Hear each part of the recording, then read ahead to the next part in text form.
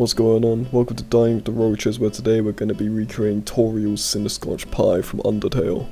To start off with, we're going to need to create actual pie crust, which means we're going to have to create our own pastry. Dear God, why did I decide to do this for the second episode of my show? So first up, get 175 grams of flour and dump that in a big old bowl, along with 75 grams of sugar and 1 gram of salt. Then mix them all up, either by hand or in a food processor like the one I just found. Next up is the butter. Gather 150 grams of butter and recreate Minecraft by cutting up into little cubes around ½ an inch thick. Chuck each and every one of them into the food processor and pulse it repeatedly for about 5 minutes. You may need to scoop around the edges if everything isn't mixed in, but eventually it will start to look like breadcrumbs, like it would if you were making a crumble. Once you reach that point, it's time to separate an egg. Oh yeah, drop it in water and see if it sinks to check if it's fresh. But after juggling around the egg's insides for a little bit, just put the yolk in with the rest and pulse. Now time to add a 1/4 teaspoon of vanilla extract along with a tablespoon of water, so that it starts to form a dough. Don't be afraid to stop pulsing if you need to, just scrape down the sides and start again until you get a dough. Wrap it up in plastic wrap and let it sit in the fridge for about 30 minutes. Before you take it out, just butter up a pie tin in preparation for the most painful activity ever devised by humankind. Using a rolling pin. Flour your work surface and your rolling pin. Flour everything, it doesn't matter how much you flour, it's not going to be enough. This dough will stick to literally everything. Now hold on to your determination and roll this sucker out until it becomes big enough to cover a pie tin. This may take a while. The dough will stick to literally the table, the rolling pin, yourself, doing literally this entire process, so don't be afraid to add more flour. Something I found out which would be a great way to help is just put the dough on a cutting board and then sandwich it in between some baking parchment. Then just start rolling.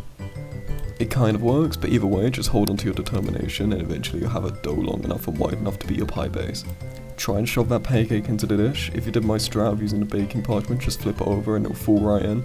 And then just sort of pressing it down to fit it in there. You can use your hands or a fork or whatever to make it cute with the little markings in the pie like some people do.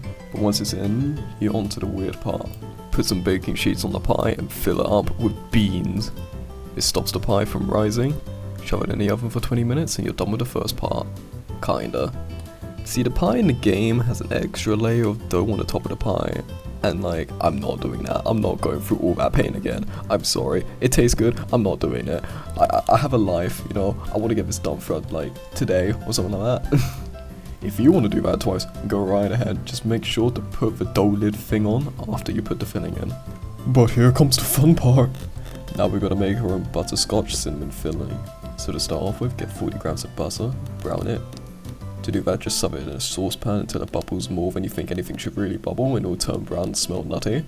Also make sure you constantly stir it or the butter will burn and it will taste disgusting. And we don't want that. Next, heat 475 milliliters of milk and 250 milliliters of cream together on a low or medium heat, it doesn't really matter, until the edges form bubbles. I would recommend stirring or a little skin will form on it. It doesn't really matter, but it's a bit weird. Next, heat 150 grams of dark brown sugar along with 2 tablespoons of H2O on a medium heat until it turns completely molten with bubbles bursting out of it. Make sure you constantly stir as well or it'll burn, it will taste pretty rank as well. Slowly mixing the brown butter into the milk and cream mixture while still on the heat. Then we return to some more egg juggling. Way too much, in fact, we got to separate 9 more yolks. Mix the yolks in with 3 tablespoons of corn flour and some cinnamon. I'll use 2 tablespoons, maybe use 1, it's kinda overpowering, I'm not gonna lie. But if it didn't, just mix that lot together and add half of your butterscotchy milky creamy thingy to it. If you're wondering what to do with all the egg whites, maybe just turn it into a meringue. That's a pretty good idea, you can put it on top of the pie after you're done. I didn't, I kinda forgot, I literally only had this idea now whilst I'm recording this. Mix that good and then just add it all into the pot on a medium heat and just stir. Don't stop stirring until it thickens up and starts to collect on the back of your spoon or spatula or whatever you're using. I don't know, I'm not you. I use a spatula, they're cool. Then you just gotta shove that goopy mess onto the pie shell, bake for about 20 minutes, let it cool in the oven for 15, then put it in the fridge for an hour. Then you're done, look at that.